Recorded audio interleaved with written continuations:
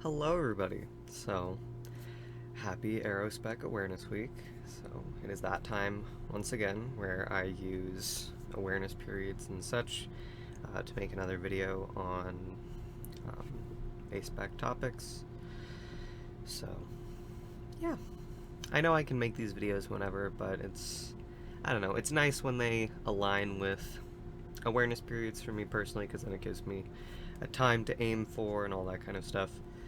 Because in all reality, a lot of this information is already available and in different forms, so this is just me kind of phrasing it in my own way, um, and for what audience I have. Not that whoever watches these videos is not real or an audience, but I'm just saying that my platform and reach is minimal. But regardless, these videos are kind of a nice change of pace to make, so yeah, I still wanted to make one for this period. Quickly, as I did last time, or actually, first off, this video is going to be about specifically the split attraction model, which kind of relates to both asexuality and aromanticism, but I wanted to dive more into the aromantic side of it because it's been more helpful personally for me to think about it in that capacity. So yeah.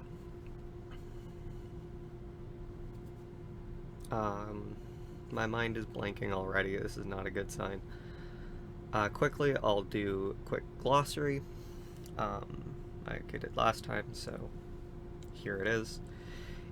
Asexual is experiencing little to no sexual attraction or in specific circumstances. Aromantic, same type of deal but with romantic attraction, so experiencing little to no romantic attraction or in specific circumstances.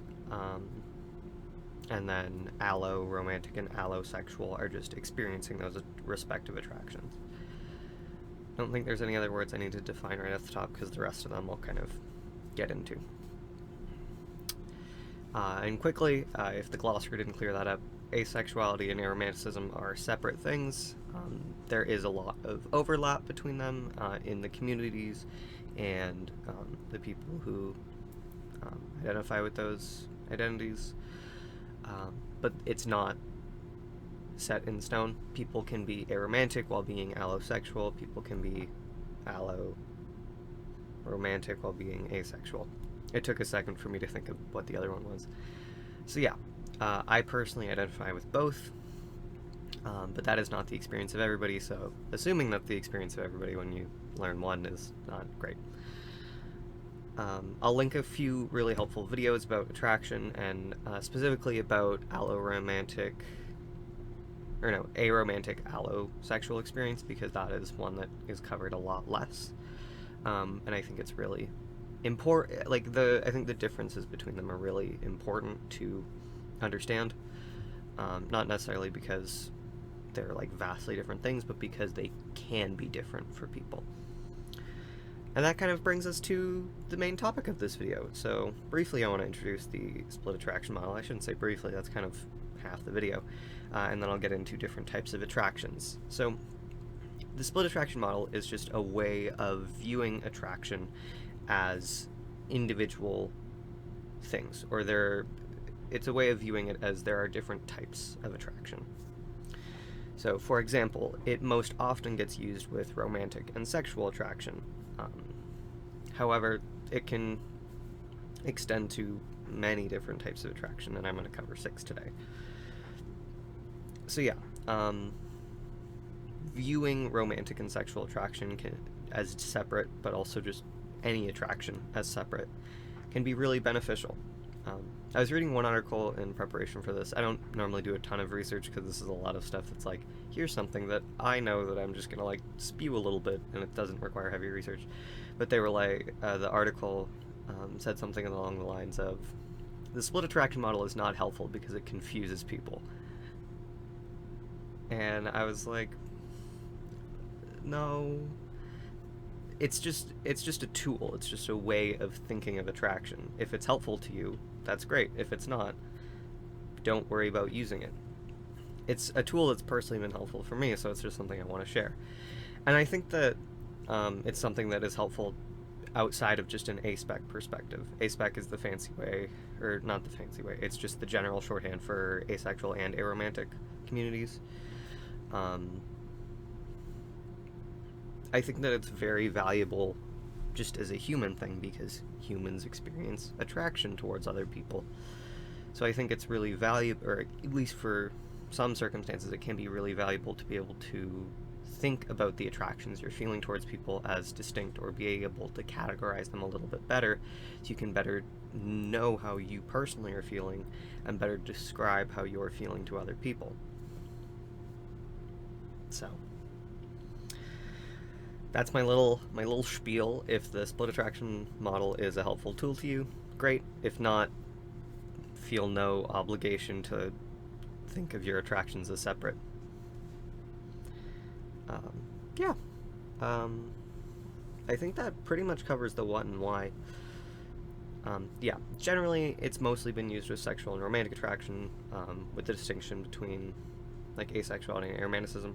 That's also another thing I briefly want to touch on, is that romantic and sexual identities can be separate. So like people will often say like, oh, I'm heterosexual, bisexual, homosexual, pansexual, whatever. And romance, like romantic attraction, is assumed to be the same as that. But people can have distinct sexual and romantic attractions. You can experience romantic attraction to a specific gender or group without experiencing sexual attraction. Same type of deal.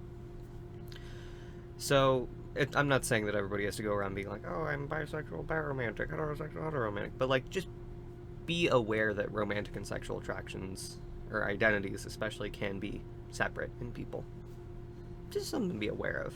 This is just awareness week. I cracked myself up.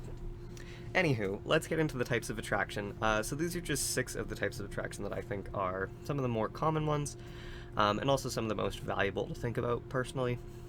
So yeah, let's just jump into them. So I'm gonna knock out the first 4 relatively easily. Sexual attraction, relatively straightforward, but also not, depending on if you have a not great definition. Sexual attraction is finding other people sexually appealing and wanting to have sex with them as a result. It is separate from arousal, which is just like the body's physiological response to sexual things, and desire can be separate in that as well. The act of just generally wanting to have sex. So yeah, it's a whole separate set of things.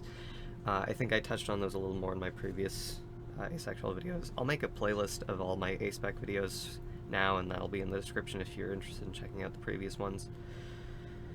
But yeah, so sexual attraction is, like, not all sexual feelings are sexual attraction, but generally it's finding other people sexually appealing and wanting to have sex with them. Aesthetic attraction is being attracted to somebody based on appearance or looks. That sounds very vain, but like liking how someone looks one day, liking their clothes, liking their hair, etc. Like complimenting someone on their appearance in some capacity. And like all of these attractions can be experienced in varying degrees. Like you can, see someone walking down the street with like a really nice hat, and you're like, hey, I really like that hat. It looks nice on you. Like that is some level of aesthetic attraction. So yeah, it's not like deeply infatuated with people's looks. I mean, it can be, but yeah, it's just appreciating the aesthetics of someone. A lot of these are relatively named well. So aesthetics relates to, or aesthetic attraction relates to aesthetics. Some people were using their minds. Thankfully, it wasn't me who had to do that. The hamster up here really struggling to keep on the wheel. But anywho, yeah, so aesthetic attraction, being attracted to someone's appearance, looks, etc. And it doesn't necessarily have to be someone. You can like really appreciate a piece of art aesthetically, regardless. Sensual attraction is generally being physically attracted to someone, in the sense of you want to be around them physically, do physical things such as like hugging, holding hands, kissing, poking, I don't know. Yeah, it's just like some level of physical aspect to that. So it often ties in with romantic attraction because a lot of sensual acts are considered romantic. But it can be distinct and also doesn't necessarily have to be romantic. We'll get into that. But yeah, so it can also, at least personally, I think that this extends to just being comforted in someone's presence, like enjoying someone's physical company and presence in your life. I think that is some level of sensual attraction as well, because there is that physical aspect to it. It was funny, because like, I mean, I'm not seeing a crazy number of people, but I hang out with a few friends really often, and like normally I would just leave, and like we just hadn't hugged in months, which like just like not like we hated each other at all. It just hadn't happened. So I think we're like, hey, we haven't hugged in a while. We should just like hug to say goodbye. And I was like, wow, I forgot that like physical people like are real, and like this isn't just in my mind. Like you're like, I can like poke you and stuff, and like you're physically real. It's crazy. That was a little tangent, but yeah, sensual attraction, some level of physical attraction, not sexual, really. Since that's distinct. I mean, it can kind of get into sexual, but generally it's more just like the physical aspect of like hand holding, hugging, being in physical presence, etc.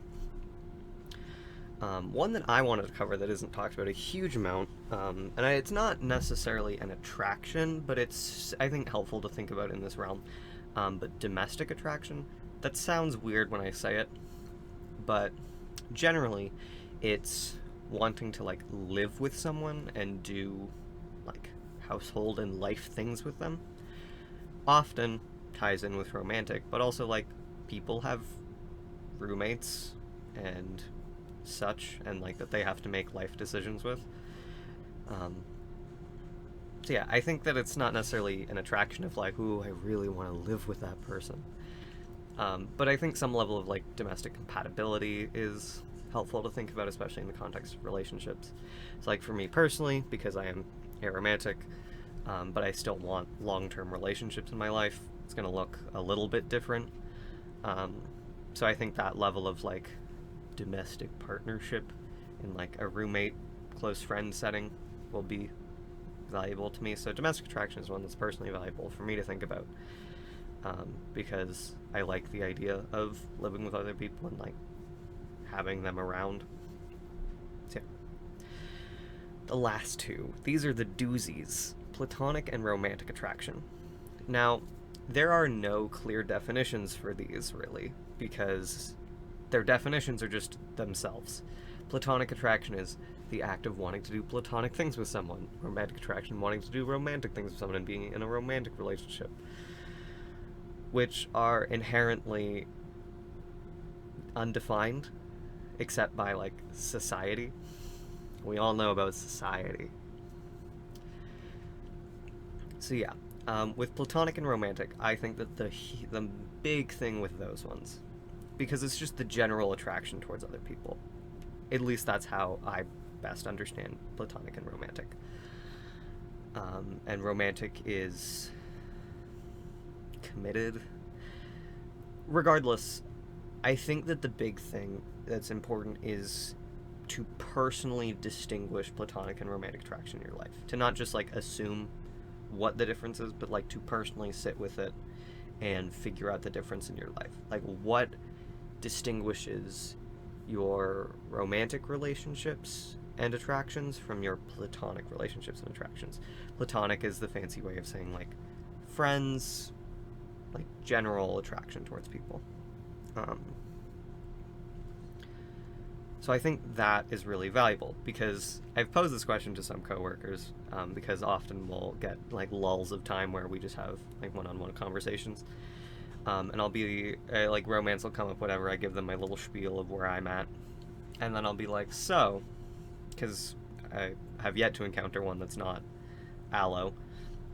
I'll be like, so for you, what is the difference between platonic and romantic without sexual? Because often people will say, well, the difference is sexual, because most people think sex is immediately tied into romantic relationships, and that's what distinguishes it from platonic relationships, which for some people it can. That's valid if it is. But assuming that that isn't necessarily healthy. I think that sitting with how you feel and sitting with your relationship with other people to really understand what you value in one relationship or the other, or what you want in your life personally in one relationship or the other, is really valuable. And it's at least been valuable to me and my coworkers. So this is just anecdotal evidence. Is that what it is? But yeah, romantic and platonic, very difficult to define for me personally. As with being aromantic, aromantic was one that I really struggled with. It's been a year since I came out to myself, I guess, or really internalized that I was aromantic. I've been kind of wrestling with being aspec in general for like half a year, an amount of months before last year, in late 2020, and then it was Arospec Awareness Week last year that I really kind of sat with it, and I was like, no, I am aromantic. And I'll get into my story probably another time, more in depth. But it was really being able to define it for myself, because they are such nebulous attractions and feelings. And the way that I was best able to describe it for myself is I don't experience a difference between platonic and romantic attraction. It's not to say that I can't experience different levels of closeness in a relationship still, but I just don't experience that inherent difference between platonic and romantic, at least thus far. So that's the best way I've been able to describe it for myself. I encourage you to sit with it and try to define it for yourself as well. Yeah, I've rambled for quite an amount of time. I really didn't anticipate this video being this long, but here we are. I actually tried to film it last night, but then I didn't record the audio.